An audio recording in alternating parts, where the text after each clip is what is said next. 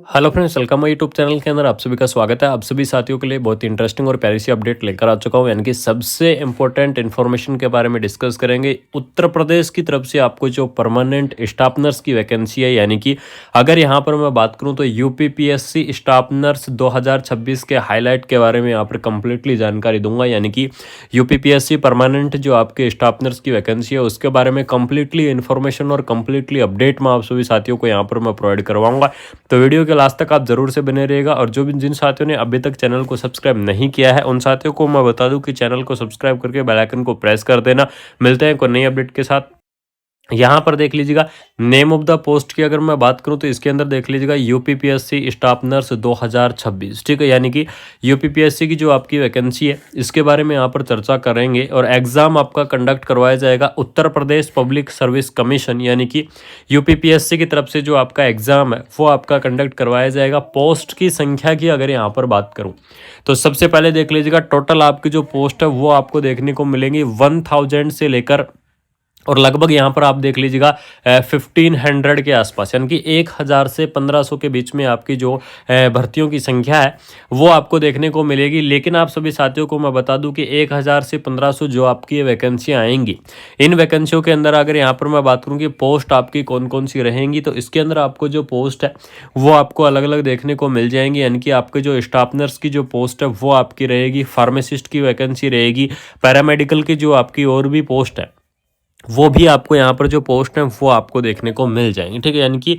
आपकी जो ये पोस्ट है इसके अंदर आपको कंप्लीटली पोस्ट रहने वाली है। मोड ऑफ सिलेक्शन की मैं बात करूँ तो ऑनलाइन आपका क्या रहेगा, प्रोसेस रहेगा। यानी कि ऑनलाइन इसकी ऑफिशियल वेबसाइट से आपको क्या करना है, एप्लीकेशन फॉर्म को फिल करना होगा।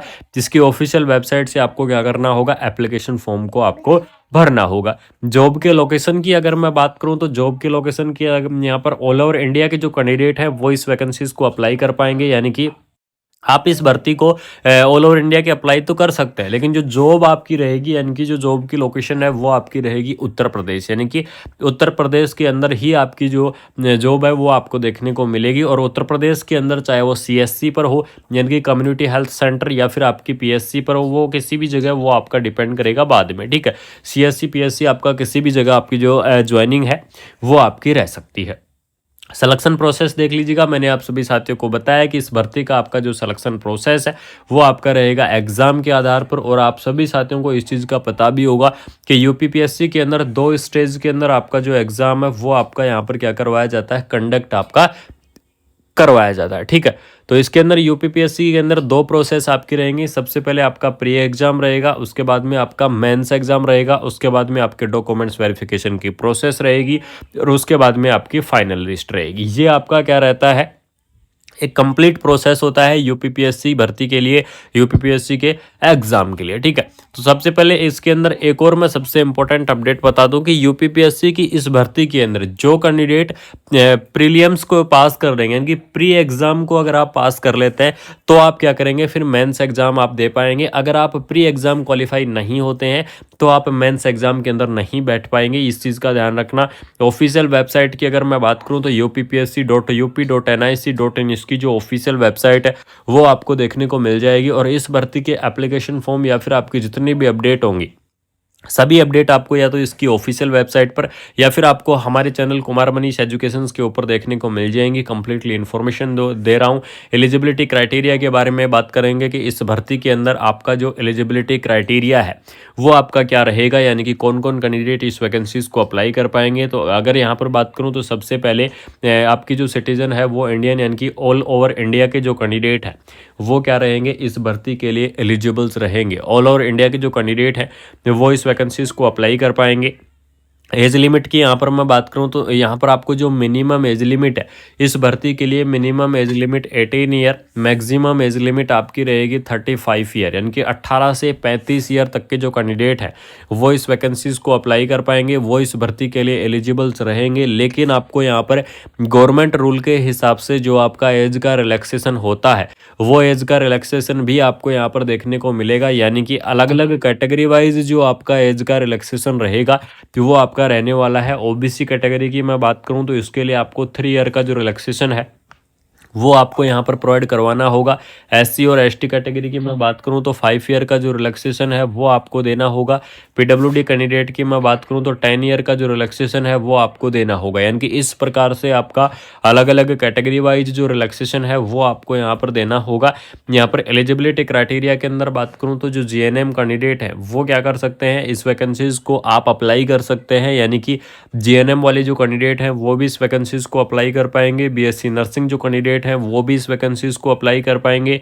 पोस्ट बीएससी नर्सिंग कैंडिडेट हैं वो भी इस वैकेंसीज को अप्लाई कर पाएंगे। और जो एमएससी नर्सिंग कैंडिडेट हैं वो भी क्या करेंगे, इस पोस्ट को अप्लाई करेंगे। यानी कि चाहे आपने नर्सिंग के अंदर डिग्री कर रखा है, चाहे आपने नर्सिंग के अंदर डिप्लोमा कर रखा है, डिग्री और डिप्लोमा वाले जो कैंडिडेट है वो इस वैकेंसीज को अप्लाई कर पाएंगे, वो इस भर्ती के लिए एलिजिबल्स रहेंगे। चाहे आपने डिग्री की हुई है, चाहे आपने नर्सिंग के अंदर डिप्लोमा किया हुआ है। इस चीज़ को आप ध्यान रखना। बहुत ही शानदार सी जो वैकेंसी है वो आपको देखने को मिल जाएगी। यहाँ पर सबसे इंपॉर्टेंट अपडेट कि जीएनएम वालों को एक्सपीरियंस नहीं देना है, यानी कि बिना कोई एक्सपीरियंस के आप अप्लाई कर पाएंगे।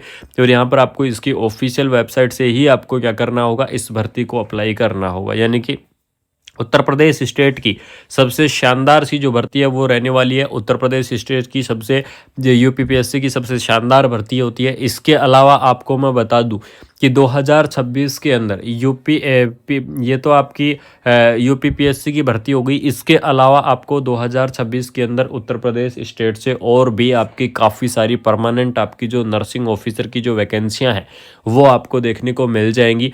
और ये नर्सिंग ऑफिसर की इन वैकेंसियों के अंदर कौन कौन सी इंस्टीट्यूट से या फिर कौन कौन सी आपकी हॉस्पिटल से आपको देखने को मिलेंगी।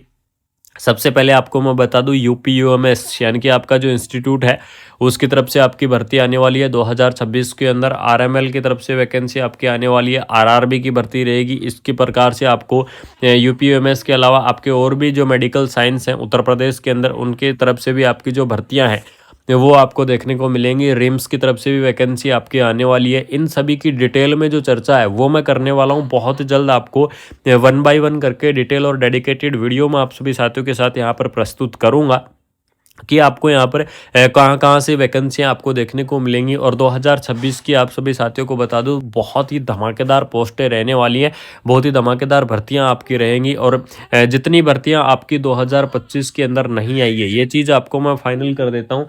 जितनी भर्तियाँ आपकी 2025 के अंदर नहीं आई हैं उतनी भर्तियाँ आपकी 2026 के अंदर देखने को मिलेंगी। इस चीज़ को ध्यान रखना और बिल्कुल से अपनी तैयारियों के अंदर जुट जाओ।